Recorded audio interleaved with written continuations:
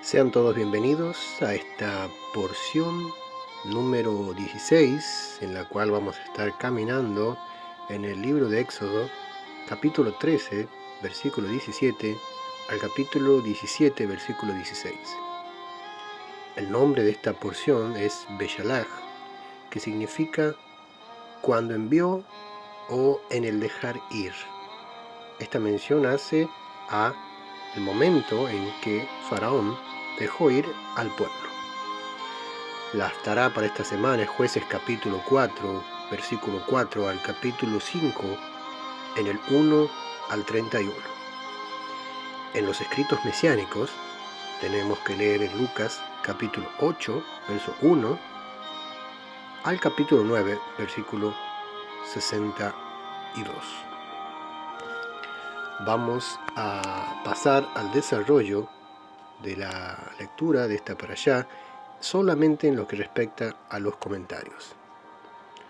Recuerde que para ver el video de la lectura oficial de la parashá lo va a encontrar en este mismo canal en el cual usted está ahora navegando. Tenemos el capítulo 13 en el versículo 17, que es donde empieza esta porción. Nos habíamos quedado en el versículo 16, donde dice: te será pues como una señal sobre tu mano y por un memorial delante de tus ojos, por cuanto Jehová nos sacó de Egipto con mano fuerte. Y aquí comienza la porción de esta semana, capítulo 13, verso 17. Y yo voy a leer solo los comentarios que tenemos para esta porción nosotros en familia. Dice así: y luego que Faraón dejó ir al pueblo, Dios no lo llevó por el camino de la tierra de los filisteos, que estaba cerca, porque dijo Dios: para que no se arrepienta el pueblo cuando vea la guerra y se vuelva a Egipto.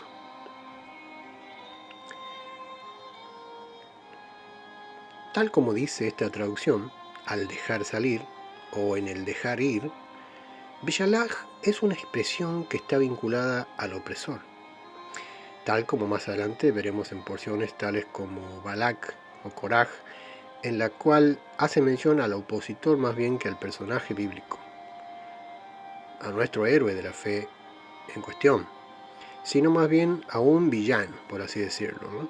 En este caso Faraón. Más adelante va a ser Balak, el rey de Moab, y también Koraj, que es aquel levita que se levantó en contra de Moisés. En esta parashá aprendemos que a Dios no le gustan los atajos. Esto es una frase muy bonita que dijo el Rabbi Ner. Y después tenemos las calles sin semáforos no son las que tomaría el Señor. Es decir, a Dios no le gustan los atajos. Dios te va a llevar por el camino más seguro, no precisamente el más corto y no precisamente el más fácil, ¿no? ¿Qué significa ver la guerra? Para eso vamos a tener que aprender la palabra en hebreo milhamá. Mem lamet het mem het, milhamá. Dice, significa guerra y batalla. Por ejemplo, en Éxodo 15:3 dice la Biblia que el Señor es varón de guerra. Jehová ish milhamá. Esta palabra aparece 5 veces en Shemot y en esta parashá aparece en 3 ocasiones. La guerra en el camino a la tierra de los filisteos, capítulo 13-17, el varón de guerra, como les dije en el capítulo 15:3, y la guerra contra Amalek. Podríamos decir que esta porción es llamada la porción de la guerra, la parashá de la guerra, porque en ninguna otra va a hacer mención tantas veces a la palabra guerra. Luego tenemos otro comentario en el capítulo 13, verso 19, aún antes de que termine este capítulo. Dice: tomó también consigo Moisés los huesos de José, el cual había juramentado a los hijos de Israel, diciendo: Dios ciertamente os visitará, y haréis subir mis huesos de aquí con vosotros. Esa promesa, nosotros sabemos, José se las hizo en el capítulo 50, en el verso 25, y también se va a ver reflejada en Josué 24:32. Cuando ya esté terminando el libro de Josué, vamos a ver que por fin termina aquel cortejo fúnebre más largo jamás antes contado, y el cortejo fúnebre más largo de la historia de la humanidad. Un cortejo fúnebre que simplemente duró unos 400 años, así, por así decirlo. Yo digo, si le ponemos un tinte evangelístico a este versículo, o un lenguaje del Brit Hadashah, sea del pacto renovado, podríamos decir, entre comillas, para que se cumpla lo dicho por el profeta Yosef, ciertamente Dios os visitará y haréis subir y haréis llevar mis huesos de aquí con vosotros. Baruch Hashem, porque esto es realmente lo que sucedió, ¿no? Los huesos de José, tal como él lo había prometido, como él lo había hecho prometer a su familia, deberían ser llevados a la tierra de Canaán. Y continuando en el capítulo 13, pasamos al verso 22, donde dice así: nunca se apartó de delante del pueblo la columna de nube de día, ni de noche la columna de fuego. También tenemos un comentario para esto aquí dice, lo yamish es la expresión hebrea para never o nunca, nunca se apartó, o sea, lo yamish. Entiéndase esta expresión como que nunca, durante toda la travesía desde Ramsés hasta el Jordán. Recuerde que son 42 estaciones las que el pueblo tuvo que pasar en el desierto, es decir, en los 40 años que le llevó a nuestros padres echar mano de la tierra prometida, echar mano de la promesa en la tierra de Israel. Baruch Hashem. Con esto ya pasamos al capítulo 14 de esta hermosa porción, donde nos va a contar que los israelitas cruzan el mar de juncos. Aquí quiero explicar un poquito esto. Hay un cierto dilema con esto del mar rojo, si el mar es rojo o no es rojo. Una vez le pregunté a mi hija y le dije, ¿de qué color es el mar, mi amor? Hablándole de esta porción, le decía, ¿de qué color es el mar? O sea, yo le estaba indicando que era rojo y ella me dijo, el mar es azul, papá. Y cuánta razón tiene, porque por más que el mar le hayan puesto de nombre mar rojo, el mar sigue siendo azul. Es más, el mar ni siquiera es azul.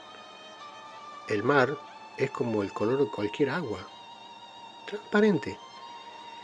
El hecho de que se vea tan azul es porque está reflejando al cielo azul, que es tan maravilloso, la creación del Señor. Pero esto de que el mar se llame mar rojo, vamos a explicarlo así rapidito. En la traducción King James dice Red Sea, que significa mar de cañas, ¿no? Red Sea. Lo que pasa es que, digamos, se ha traducido esta palabra como red, se ha traducido como rojo, pero yo lo voy a mostrar aquí mismo, en la King James, ya que estamos. Le voy a mostrar cómo se escribe esta palabra read y cómo se ha traducido al español. King James Version. Por favor, presten atención un momento. Nunca tuve la herramienta como para hacerlo, pero ahora ya lo tengo. Entonces, vamos a ver. Aquí está la palabra mar, ¿no? Dice, aquí en el último renglón dice the sea. O sea, este es el mar. Pero vamos a ver dónde aparece con el nombre completo. O sea, Red Sea, no Red Sea, sino Read. Y bien, aunque se haya traducido Red Sea, nosotros vemos en la expresión hebrea la palabra Yam Suf. Nosotros vamos a comparar con la versión en hebreo y vamos a ver que aparece la palabra Yam Suf, que significa precisamente mar de los juncos o mar de las cañas. Aquí es donde está. Yo voy a hacer un zoom a esta palabra. para que quede allí explicado. Yam Suf, aquí está, justo aquí.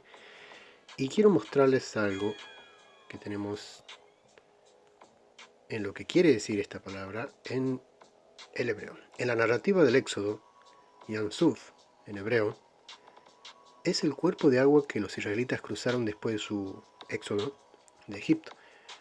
La misma frase aparece en más de 20 lugares en la Biblia hebrea, aunque tradicionalmente se entiende que se refiere al Mar Rojo. La entrada de agua, la salada, ubicada entre África y la península arábiga. La traducción apropiada de la frase siguiendo el tema de controversia sigue siendo tema de controversia al igual que la ubicación exacta mencionada. Ahora se traduce a menudo como Sea of Reeds. Yo quiero que veamos esto. Sea of Reeds. ¿Por qué? Porque se ha descubierto que hubo un error de traducción en lo que es la King James. Cuando todos pusieron Red Sea, no hicieron otra cosa que traducir Mar Rojo. Pero no es Mar Rojo. El mar no es rojo, aunque ahora muchos quieren tratar de justificarlo diciendo que el mar se pone rojo a la hora del ocaso o al amanecer. Y yo pregunto, ¿qué río? ¿Qué lago? ¿Qué cuerpo de agua no se pone rojo cuando el sol se pone? O sea, no quiero que nos digan así, digamos, como para justificar algo que ya está mal, un error de traducción, y ahora decirnos que el mar se pone rojo a la hora que el sol se pone. Pero si todos los cuerpos de agua se ponen rojos a la hora que el sol se pone, ¿no? Entonces, ¿por qué no mejor hacemos una búsqueda de lo que significa realmente Sea of Reeds? Por ejemplo, yo voy a copiarlo y vamos a traducirlo. Sea of Reeds significa mar de cañas. Es más, si yo escribo la palabra como todos lo ponen, miren, este ejercicio es importante. Por favor, presten atención, ¿no? Red Sea significa mar de cañas, que es lo que realmente significa Yam Suf. Pero ¿qué pasa si yo borro una E? Automáticamente se me transforma en mar rojo. ¿Por qué? Porque reed significa cañas o juncos, pero red significa rojo. Y esto fue todo la cuestión. Esto fue todo lo que pasó aquí. Solamente una E, miren la importancia de las E, cómo puede cambiar la historia, porque películas se hicieron con el cruce del Mar Rojo. Pero no se hizo ni una sola con el cruce del Mar de Cañas o el Mar de Juncos. Miren, le agrego una E y se transforma en Mar de Cañas. Le quito una E y se transforma en Mar Rojo. Porque el sol no se puede tapar con un dedo. Hubo una mala traducción. Todos, incluso la King James, colocan Red Sea, aunque el original diga Yam Suf, en el hebreo diga Yam Suf, todos colocan Red Sea o Mar Rojo, aunque sabemos bien, y ahora queda comprobado que el mar no es rojo. Y bien, continuamos con el desarrollo de esta porción maravillosa que tenemos en esta semana. Entonces, dice el capítulo, nos quedamos, los israelitas cruzan, ahora ya sabemos, el mar de Cañas, no el Mar Rojo, ahora ya sabemos que es el Mar de Cañas o el Mar de los Juncos. Qué bueno que es, al lado de la Universidad de la Afirmación, edificar la facultad de la demostración, porque yo no puedo simplemente hacer un video diciendo que no es Mar Rojo, sino que tengo que exponer y explicar por qué no es Mar Rojo y por qué es Yam Suf o el Mar de las Cañas, como dice en el hebreo. Capítulo 14, verso 4. Tenemos otro comentario aquí, dice: y yo endureceré el corazón de Faraón para que lo siga, y seré glorificado en Faraón y en todo su ejército, y sabrán los egipcios que yo soy Jehová, y ellos lo hicieron así. Yo pienso que el nombre del Señor no debe ser escondido, así como la casa de Judá lo escondió por tantos años. ya que una de las razones por las cuales Jehová hizo todas estas maravillas en Egipto fue precisamente para que su nombre se dé a conocer a los hijos de Israel, no solo a los hijos de Israel, sino también a los egipcios y al mundo entero, pues sabemos que Egipto representa el sistema de este mundo. Al darse a conocer el nombre a los egipcios, el nombre es dado a conocer al mundo entero. Ese fue el discurso santo de la zarza ardiente, y ese también es uno de los principios básicos de la parashá anterior. Quiero que recuerden Shemot capítulo 10, verso 2, y para que cuentes a tus hijos y a tus nietos las cosas que yo hice en Egipto y mis señales que yo hice entre ellos, para que sepáis que yo soy Jehová. Pasamos al siguiente comentario. Esta es una porción hermosa, usted la va a poder disfrutar completa en la lectura y en la comodidad de su casa. Y si gusta, también puede escoger el video en el cual tenemos la porción leída desde principio a final en esta aplicación de Biblia. Esta versión de Biblia también. Tenemos el capítulo 14, verso 7, otro comentario. Y tomó 600 carros escogidos y todos los carros de Egipto y los capitanes sobre ellos. Mi esposa me preguntó lo siguiente: ¿con qué caballos persiguieron a Israel los egipcios? Si la plaga del ganado los devastó, o los había devastado. Pues antes de responder esta pregunta, tenemos que considerar la veracidad de la Torá. Aquí dice que Faraón escogió 600 carros, lo que significa que disponía de más de 600 caballos. Lo que hipotéticamente podemos llegar a deducir es que eran caballos importados, así como también previamente los egipcios tuvieron que importar alimentos por causa de las plagas anteriores, las cuales arremetieron directamente contra la economía y el abastecimiento del gran imperio. Caballos importados. ¿Quién hubiese imaginado? ¿Quién hubiese? Esto es una hipótesis. No vamos a decir que esto es así, pero esto es una de las cuestiones que nos tenemos que hacer, es unas preguntas que nos tenemos que hacer, porque no podemos solamente pensar que el Señor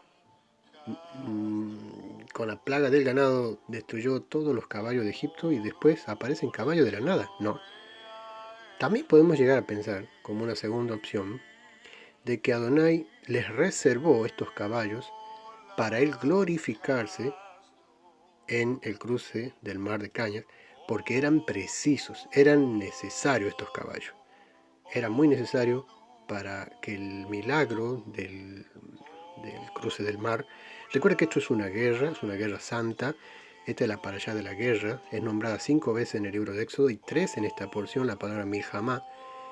Adonai es varón de guerra y él precisaba que el enemigo tenga caballos para poder perseguir al pueblo. Pasamos al siguiente comentario. Y es en el versículo 11 del mismo capítulo. Y dijeron a Moisés: ¿no había sepulcros en Egipto que nos has sacado para que muramos en el desierto? ¿Por qué has hecho así con nosotros, que nos has sacado de Egipto? Quiero que vean este comentario, porque con la misma perplejidad con que se quedaron los hijos de Israel, y la misma pregunta que le hicieron a Moisés, es la que motivó a los egipcios a salir a buscarlos al desierto. Prácticamente ambos pueblos querían que todo vuelva a la normalidad. Es decir, el opresor quería volver a oprimir a los esclavos, y locamente los esclavos, o los ex esclavos, querían regresar a la servidumbre, cual aves criadas en jaulas, que no saben ni aprecian lo que es la libertad por no haberla experimentado nunca en la vida. Los únicos que contra viento y marea seguían con el plan de redención, y digo viento y marea, valga la redundancia, eran Moisés y Adonai. Nunca fue tan contra viento y marea como en esta ocasión. Dice el texto en el verso 5, quiero que presten atención, dice: ¿cómo hemos hecho esto? De haber dejado ir a Israel para que no nos sirva. O sea, ellos cayeron en la realidad de que ya no tenían la mano de obra gratuita que los hijos de Israel le ofrecían. Y pasando al siguiente comentario en el 12, el texto dice así: ¿No es esto lo que te hablamos en Egipto diciendo, déjanos servir a los egipcios? Porque mejor nos fuera servir a los egipcios que morir nosotros en el desierto. Miren, hay un dicho que fue fácil para Dios sacar al pueblo de Egipto. Ahora, lo que no fue tan fácil fue sacar a Egipto del pueblo. O sea, el Señor con 10 maravillas, con 10 juicios, con 10 golpes, Él saca al pueblo de Egipto. Y eso para Él fue un trámite. Pero sacar a Egipto del pueblo, eso ya no dependía de Dios. Eso ya dependía del pueblo. Y eso sí que no le fue tarea sencilla. Hasta hoy es difícil sacar a Egipto del pueblo. Podemos decir sacar a Egipto, podemos decir sacar a Babilonia del pueblo, podemos decir sacar a Roma del pueblo. Siempre está, digamos, el arraigo al pecado que el pueblo ex esclavo y el pueblo que ha sido libertado lleva sobre sí, ¿no? Aquí claramente vemos la mentalidad de esclavos que mantenían nuestros padres, esa mentalidad de esclavo. Es como decir, a ver, ya somos libres, ¿y ahora qué? Allí vienen los egipcios, mejor volvamos a servirles. ¿Por qué? Por temor a la muerte. Por temor a la muerte. Vamos a leer también que el temor a la muerte, lo dice el apóstol más adelante en el libro de los Hebreos, dice que el temor a la muerte es el cual mantuvo esclavizado a nuestro pueblo, a nuestros padres, a nuestros ancestros, a nuestros patriarcas. 430 años. Todavía estaba en sus corazones ese temor a la muerte, lo cual conlleva a esclavitud. Dice el autor del libro de los Hebreos, y librar a todos los que por temor de la muerte estaban durante toda su vida sujetos a servidumbre. Nunca había pensado aplicar este versículo. O sea, esta es como la pieza del rompecabezas, ¿no? Esto no encaja en ningún otro lugar, sino en esta situación, o no encaja mejor en ningún otro lugar como aquí. Este temor a morir hacía que el pueblo quiera volver a ser siervo. Este temor a ser arrasado por los carros de Faraón hacía que el pueblo quiera volver a ser esclavo. Este temor a ser atravesado por las lanzas y las saetas egipcias hacía que el pueblo quiera volver a ser esclavo. Vamos a ver qué sucede cuando cambiamos ese temor a la muerte por temor a Dios. Hoy mismo, con esto de la pandemia, está pasando en todo el mundo que la gente tiene más temor del virus que temor de Dios. La gente está más atemorizada por el virus que por su Dios. Y hablo de los creyentes, hablo de los cristianos y de los mesiánicos en todo el mundo. ¿No es mejor tener temor? No digo miedo, tener temor a Dios. Antes digo, el temor a la muerte trae esclavitud y sufrimiento, mas el temor de Jehová trae vida eterna. Si no, fijaos en este hermoso proverbio. El temor de Jehová es manantial de vida para apartarse de los lazos de la muerte, que es la esclavitud. Proverbios 14:27.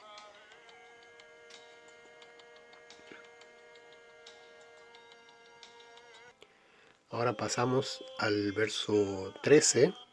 Tenemos también un pequeño comentario aquí. Y Moisés dijo al pueblo, no temáis, estad firmes y ved la salvación que Jehová hará hoy con vosotros, porque los egipcios que hoy habéis visto, nunca más para siempre los veréis. Y también dice el 17, no habrá para que peleéis vosotros en este caso.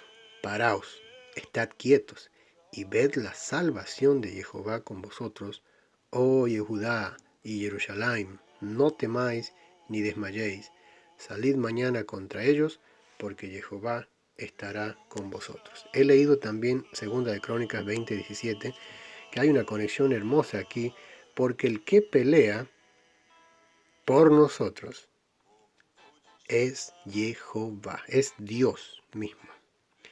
Como sabemos, la palabra hebrea para salvación no es Jesús, No es Yahoshua, ni Yahshua, ni Yashua, nada de esos nombres. La palabra hebrea para salvación es Yeshua, que es casi igual a Yeshua, el nombre de nuestro amado Mesías. Este versículo parece el mismo de Shemot 14, 13 y 14. Disfruten del mejor superhéroe, el único digno de ser llamado héroe. Yeshua HaMashiach, Él viene a salvarnos, como su nombre lo indica.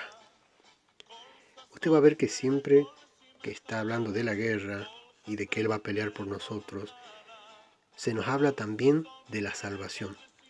En estos dos versículos, la palabra salvación aparece como Yeshua. Bendito sea el Todopoderoso.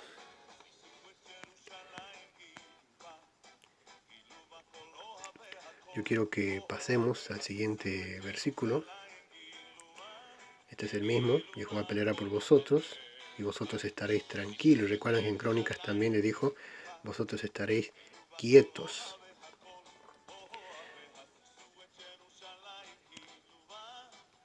Bendito sea el Todopoderoso. Aquí les recomiendo una canción, sí, ¿por qué no? Jehová peleará por vosotros y vosotros estaréis tranquilos. Si ustedes entran en esta aplicación, yo les dejo el link aquí abajo en la descripción para que puedan disfrutar de esta canción de Elevation Worship que dice: voy a ver la victoria, la batalla es tuya, Señor. Una canción muy apropiada para este caminar en esta porción. Capítulo 14, verso 15. Entonces Jehová dijo a Moisés: ¿por qué clamas a mí? Di a los hijos de Israel que marchen. Aquí tenemos, para gloria del Todopoderoso, tenemos un hermoso comentario. Hermoso comentario. Miren lo que dice aquí. Entonces Jehová dijo a Moisés: ¿por qué clamas a mí? Di a los hijos de Israel que marchen. La palabra hebrea que se tradujo como marchen o marchar, del verbo marchar, es la palabra nasá, que puede significar partidos, partieron, partían, para levantar las tiendas de campaña, comenzar un viaje, etc. La palabra original es Nun Samek Ain Nasá. Pero lo más curioso que aprendemos con esto es que una de las formas de traducir Nasá es, escuche bien, hacer que sople. Eso significa también Nasá. ¿Se imaginan al Señor diciéndole a Moisés: Moisés, ¿hasta cuándo clamas a mí? Dile al pueblo que sople. ¿Qué diría el Targum? Aunque lo vamos a buscarlo después más adelante. Quiero saber cómo traduce el Targum, porque el Targum es como, a ver cómo se los puedo explicar, es como la versión lenguaje actual o lenguaje sencillo para el pueblo hebreo. Y vamos a ver cómo lo traducen, porque una de las opciones sería: y Dios le dijo a Moisés: ¿por qué clamas a mí? Dile al pueblo de Israel que sople. Y nosotros sabemos que lo que acontece a continuación es que viene un viento recio que sopló toda aquella noche, y al llegar la mañana, el alba, el mar fue abierto por ese mismo viento, ¿no? Baruch Hashem, bendito sea el Señor. Tenemos también el verso 16, seguimos en el capítulo 14, dice: y tú alza tu vara y extiende tu mano sobre el mar y divídelo, y entren los hijos de Israel por medio del mar en seco. Quiero que veamos esto de en seco, a ver qué significa. Yo hace poco fui al mar, también por primera vez, no hace mucho, y me puse a jugar con mi pequeña hija a los famosos castillos de arena, y para lograr una mejor consistencia de los muros utilizábamos arena húmeda, la cual sacábamos de las partes más cercanas a la costa. Y yo me di cuenta de algo, que cuanto más cavaba, más agua salía desde debajo de la arena hasta llenar el hueco, ¿no? Entonces me hice la pregunta: pero es imposible hacerlo que se seque, ya que el mismísimo mar lo continuará llenando infinidad de veces. ¿Qué va? Yo jamás podría hacer que se seque ni siquiera un huequito hecho con una palita de plástico. Pero lo que es imposible para los hombres es posible para Dios. Quiero que sepan que cuando Jehová hace los milagros, Él los hace completos. Por eso me apena mucho ver las películas de Moisés cuando llegan a la escena del cruce del mar abierto. Muchas veces lo hacen así. El pueblo con muchas carretas, con muchos animales, con sus carretas, ellos van pisoteando la arena mojada. La arena mojada y incluso también chapoteando en alguno que otro charco. Y eso no debería ser así. Los textos sagrados dicen en seco. ¿Cuál es la expresión hebrea para decir en seco? La expresión hebrea es yavashá, que quiere decir seco, tierra seca, hasta puede decir caña seca, ¿no? Para comprobar esto, citamos al profeta Isaías. Miren lo que dice Isaías. Cuando sus ramas se sequen, del hebreo yebesh, ¿no? Eso es Isaías 27:11. La primera aparición de la palabra en la Torá es nada más ni nada menos que en el en el Bereshit 1:9. Dijo también Dios: júntense las aguas que están debajo de los cielos en un lugar y descúbraselo seco. Y fue así. ¿Recuerdan el milagro totalmente opuesto a este? Hablo del holocausto mojado ofrecido por Elías para darle la gloria al Dios único y avergonzar a los ídolos, en este caso Baal. Elías ordenó una y otra vez que vasijas de agua fuesen echadas sobre la leña y sobre el animal despedazado, al punto de hacer una zanja alrededor para contener el excedente de agua. Ahora bien, todos conocemos lo sucedido luego, pues como afirmamos en este comentario, Adonai cuando hace los milagros, los hace completos. Y desafiar las leyes de la física no es nada nuevo para el creador de dichas leyes. Baruch Hashem por sus proezas.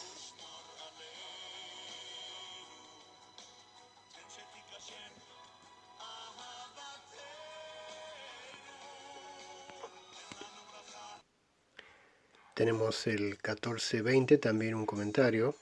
Dice, e iba entre el campamento de los egipcios y el campamento de Israel, y era nube y tinieblas para ellos, y alumbraba a Israel de noche, y en toda aquella noche nunca se acercaron los unos a los otros.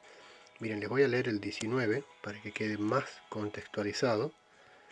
Dice así, y el ángel de Dios, que iba delante del campamento de Israel, se apartó e iba en pos de ellos. Y asimismo la columna de nube que iba delante de ellos se apartó y se puso a sus espaldas. Ahora sí leemos el 20, ya sabemos de quién habla, ¿no? Del ángel y la columna. Dice, e iba entre el campamento de los egipcios y el campamento de Israel, y era nube y tinieblas para aquellos, y alumbraba a Israel de noche, y en toda aquella noche nunca se acercaron los unos a los otros. Aquí el texto habla explícitamente de dos campamentos, ¿no?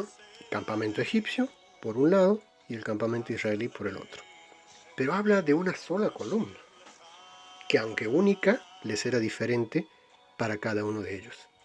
Pues bendecía a Israel y oscurecía y trastornaba a Egipto.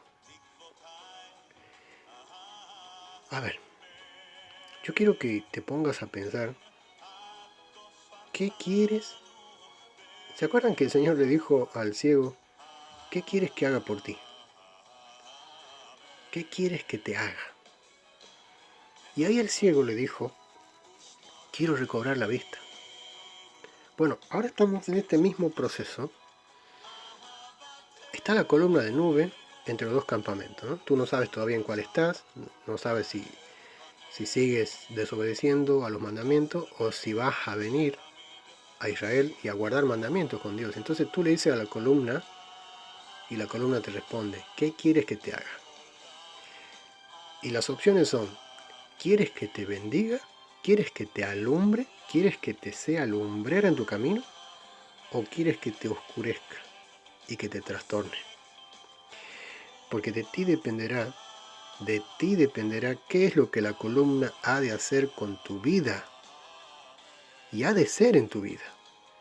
Si tinieblas o lumbrera, todo va a depender de tu condición espiritual y aún más, de tu posición en cuanto al campamento.